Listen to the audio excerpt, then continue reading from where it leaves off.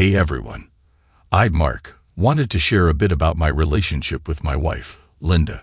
We've always been very open, maybe even too open, about our pasts and previous partners. She's my second wife. My first marriage ended due to infidelity. Interestingly, my ex and I share a son, and my current wife has a daughter from her previous marriage.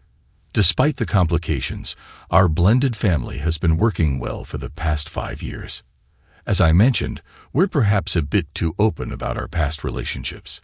My wife's first husband was a serial cheater, a musician who had affairs with women from his gigs. When she found out about his multiple infidelities, she reached out to an old friend, Chris, for advice. They had been writing partners for 7 years, and when she needed support, Chris was there for her. Long story short, her first marriage ended, and she and Chris decided to revisit writing their book together.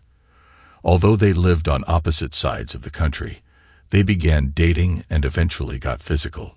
Chris moved to be with her. However, things took a turn when her daughter, who was only 5 at the time, struggled to adjust to the new relationship dynamic. She did not like her father being replaced by someone else. My wife and Chris decided to take a break, but it ended up being more permanent than expected. Hurt by the rejection, Chris cut ties completely. After some time apart, they reconnected to finish their book, but she had started dating me. They stopped their physical involvement, and she began to prioritize our relationship over her connection with Chris.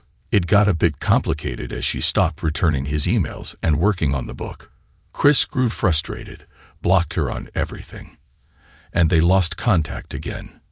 That's a brief overview of our journey, and while it has its complexities, I believe what matters most is how we navigate our current relationship with honesty and understanding. It has come to my attention that Chris, an old friend of my wife, recently reached out to her after several years of no contact. He shared that he had contracted COVID and almost lost his life. In their conversation, he mentioned a creative project they had worked on together in the past, a book that he has now turned into a comic adaptation. My wife appears genuinely excited about this collaboration, discussing characters, backstories, and various aspects of the project. I recognize the importance of creative outlets, and I want to be supportive of her passions. However, given their history, where collaborative efforts in the past have led to more than just creative work, I find myself concerned.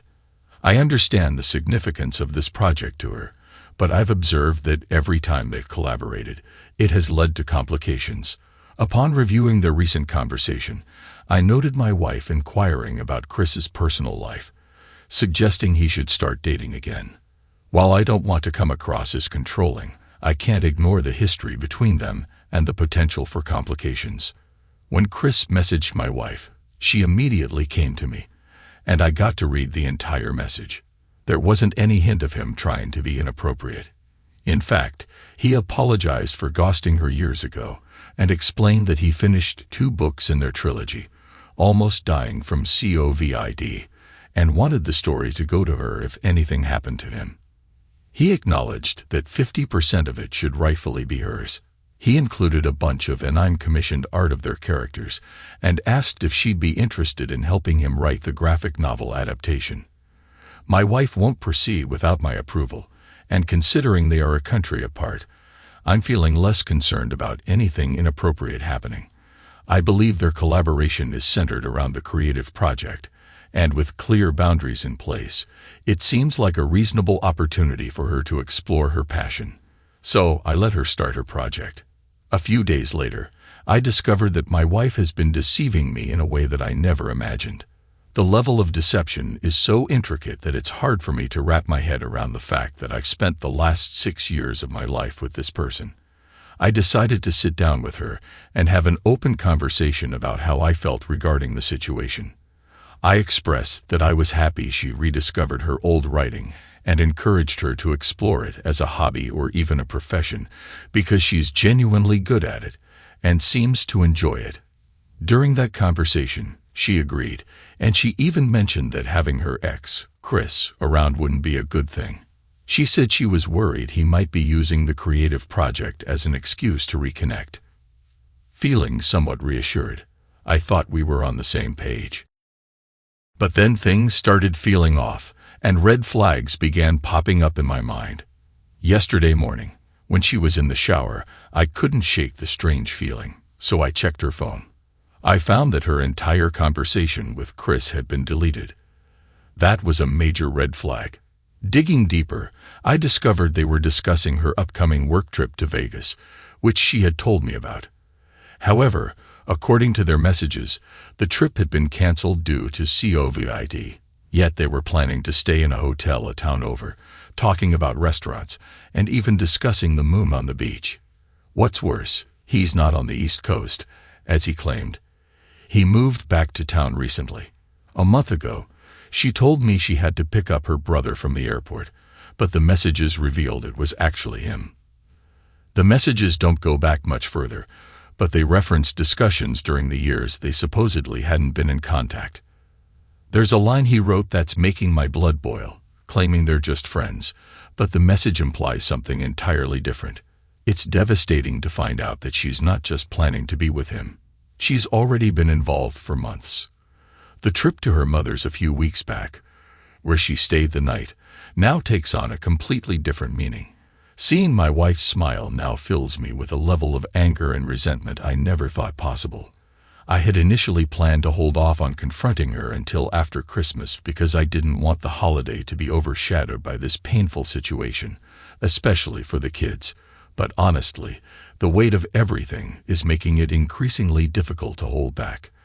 I'm teetering on the edge, and the urge to confront her today or tomorrow is almost overpowering. It's a struggle to keep swallowing this hurt and frustration with a smile. I know the kids deserve a happy holiday, and I want to preserve that for them. Still, my ability to endure this deception is wearing thin. I've been talking with my brother for support. The situation has led me to keep an eye on their communications. She noticed that I've been acting differently, and I told her it was just me feeling down about the anniversary of my aunt's death. I didn't want her to catch on to the fact that I know about everything. Today, I spent 3 hours in my car outside a McDonald's using their Wi-Fi to access her emails. I know the passwords as I set them up on her laptop. Turns out, they're using Yahoo Messenger to communicate. I found some pictures of her, some really cute ones. There's a particular one with her posing with flowers I got her for her birthday. Their communication has been ongoing since March, and I've come across some unsettling quotes from her. I can't just start talking about the book all the time. I talked about you twice when he and I got together. If I started talking about you in the book a lot now, he's going to think something is up. You need to shave because that stubble is like knives. Almost had to put chapstick on my chin and under my nose. You're getting it right before you leave here. I want him to kiss you after you spent the afternoon swallowing me. Hearing that, I just want to destroy them both. I want to wear his teeth as a necklace. It's become clear to me that her relationship story might be full of deception, and my gut feeling is telling me she might be the one who cheated. I've been piecing things together, and it seems their relationship didn't work out because he didn't want to step into a parental role for her child. Now I'm feeling strung along, and it's disheartening. Regarding her daughter, there's a mean streak that her ex mentioned, and it's something I'm familiar with, dealing with my own child. But according to him, he won't take her on full-time because he won't let a 6-year-old dictate his day. I don't want her full-time either. As for her ex-boyfriend, her daughter's biological father, I'm considering reaching out to him. I'm skeptical about the narrative she's painted about him, and whether she demonized him to look good. I've heard from him directly that their fight was about him jokingly mentioning cheating, and I'm not convinced he's the cheater she made him out to be. I'm contemplating confronting her when they first arrive at the hotel. I plan to let her go, then send a mass text to her family, and change her social media passwords just enough to prevent immediate damage control. After that, I'll find out her room and have her served with divorce papers. All that is going in loops in my mind. As for the timing, whether to do it before or after Christmas, it's a tough call. My kids deserve a happy holiday, even if it means breaking my teeth with a forced smile. So, I planned the Christmas party my way. hired a private investigator and a lawyer. The PI quickly started following my wife around.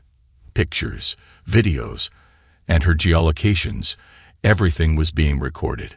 My lawyer was preparing the groundwork for divorce. I meanwhile went to my soon-to-be ex-wife's ex-husband, Jacob. He was reluctant to meet me, but eventually met me at his home. I discussed the situation in detail. He laughed and went to his room. He came back with a small box. He opened it and handed me a thumb drive. He said, "Everything you need against your wife is here." He offered to be at the court if he is needed. I asked why he did not use all this in his divorce case. He stated that he has a home and his money safe because he blackmailed his wife for a divorce settlement out of court. I went home and checked the drive.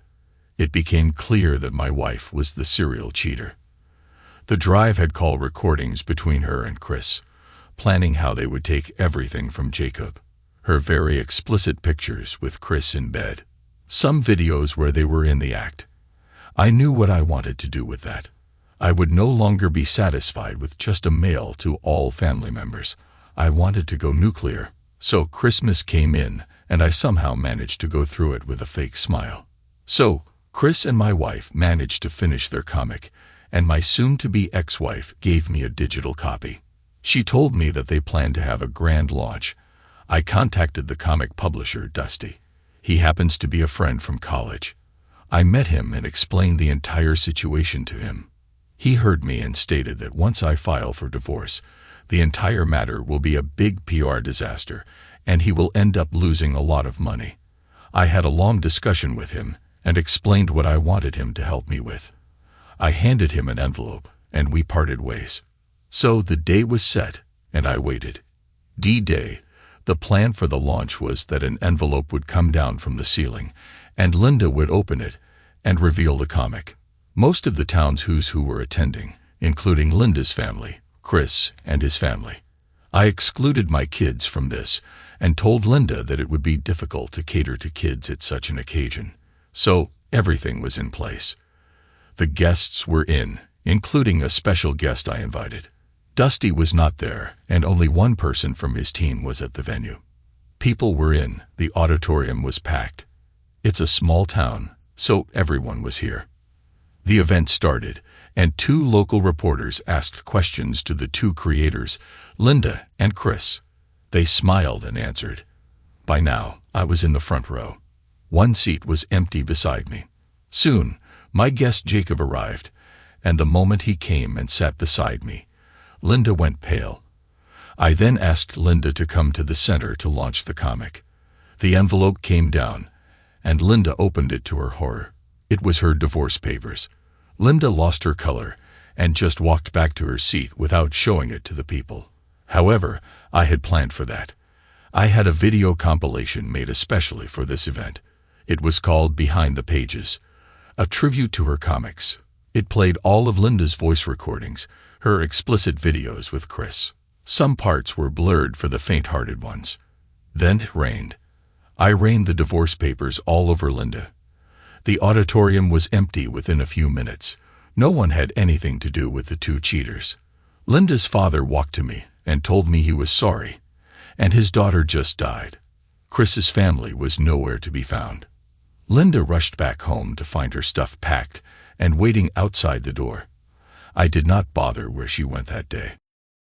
The court date arrived, and I was reprimanded by the judge for the elaborate act that I'd pulled at the auditorium, explaining that it was no way to handle such situations. I kept my head down, but deep down, I was proud of what I did. Linda and her lawyer tried to put a lot of false allegations on me, and my lawyer squashed all of them. We demanded the custody of all the kids as the mother did not represent a character that a child can look up to. My lawyer presented all the evidence collected by the PI and Jacob. Seeing Jacob, Linda went to Karen level 33 and went Super Saiyan on him. She screamed and said that he violated the agreement between them by sharing the evidence in this court. The judge dismissed her plea and asked her to sit down. He stated that the woman does not represent a wise and moral person. The custody was given to me. Divorce granted. I am now supposed to get child support money and my freedom. Linda tried to sue Dusty for trying to sabotage her career. The case went to court, and Dusty stated that they had sent a mail to Linda 2 days prior to the event, informing her that they were moving out of the project. Linda claimed that she never got the mail. "I had deleted that mail. I am not ashamed of it." Dusty then presented the mail copy and also stated that there was no official from his company at the venue. Linda claimed that the event was organized by the publisher. Dusty then explained that it was paid for by Linda's ex-husband, Mark. The case was dismissed. Linda must be cursing the day she asked me to set up her laptop. "I now live with my 2 kids, and life is good. I am dating a local reporter who happens to be single. Although I am dating, I am reluctant to get married. This time, though, I have a PI at my disposal." Thanks to everyone who took the time to listen to today's stories. If you enjoyed it, please consider liking and subscribing if you haven't already. Feel free to share your thoughts on the events in the comments below. Take care.